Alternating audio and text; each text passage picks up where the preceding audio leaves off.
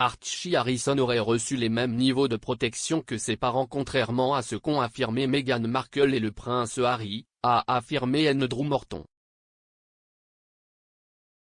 Meghan Markle et le prince Harry ont exprimé leurs inquiétudes quant au fait qu'Archie Harrison ne se verrait pas accorder un niveau de sécurité approprié après qu'il se soit vu refuser un titre royal. Mais le biographe de la princesse Diana, Andrew Morton, a souligné qu'Archie aurait probablement déménagé avec ses parents pendant des années et aurait donc été protégé par leurs informations de sécurité. Tous les membres supérieurs de la famille royale, y compris le duc de Sussex avant de démissionner, bénéficient d'une sécurité 24 heures sur 24 et 7 jours sur 7, et les membres de la famille royale sont affectés à des gardes chaque fois qu'ils sont en service officiel.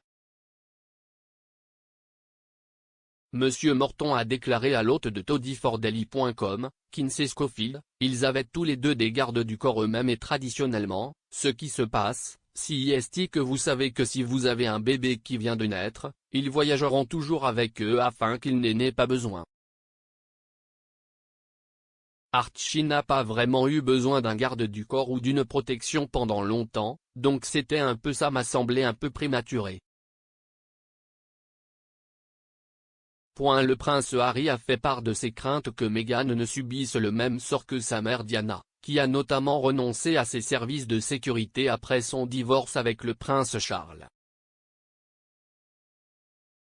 Monsieur Morton a poursuivi, oui, je suis tout à fait d'accord et en ce qui concerne Diana, elle se souvient qu'elle était une humanitaire indépendante distincte de la famille royale et nous avons vu la même chose avec Harry et Meghan, ils sont maintenant des humanitaires indépendants. Le duc et la duchesse de Sussex ont affirmé dans leur interview controversée avec Oprah Winfrey qu'Archie ne bénéficierait pas de la sécurité de la firme car il ne sera pas un prince. Elle a dit, d'accord, eh bien, il doit être en sécurité, donc nous ne disons pas de ne pas en faire un prince ou une princesse, mais si vous dites que le titre est ce qui va affecter cette protection, nous n'avons pas créé cette machine monstre autour de nous en termes de fourrage, d'appât à clics et de tabloïds. Vous avez permis que cela se produise, ce qui signifie que notre fils doit être en sécurité.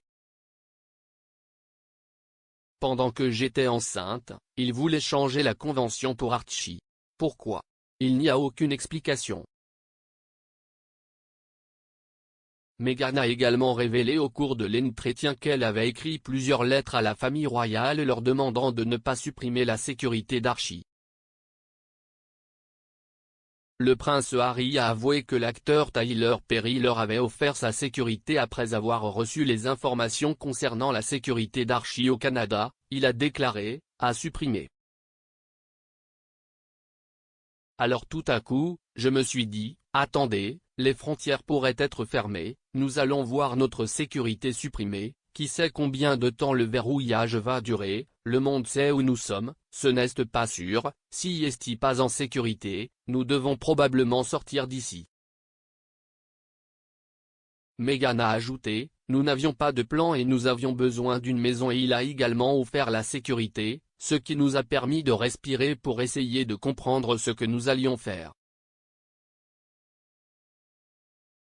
Cependant, Dai Davis, l'ancien surintendant en chef qui a dirigé l'unité de protection des redevances de la police du Met, a affirmé que l'intention du couple royal de vivre à l'étranger avec une sécurité financée par l'État était impossible car cela leur aurait coûté entre 8 et 20 millions de livres sterling par an.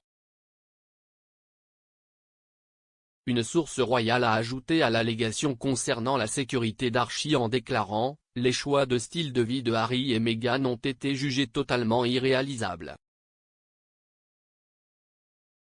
Ils faisaient le tour du monde en vacances, discutaient de leur intention de se baser dans plusieurs pays tout au long de l'année, tout en exigeant d'être pris en charge par des agents de protection royale qui n'avaient aucune envie de quitter leur famille pendant de longues périodes.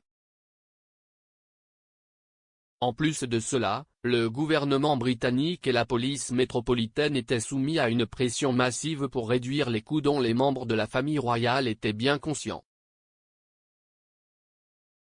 En fin de compte, C'était complètement impraticable pour tout le monde.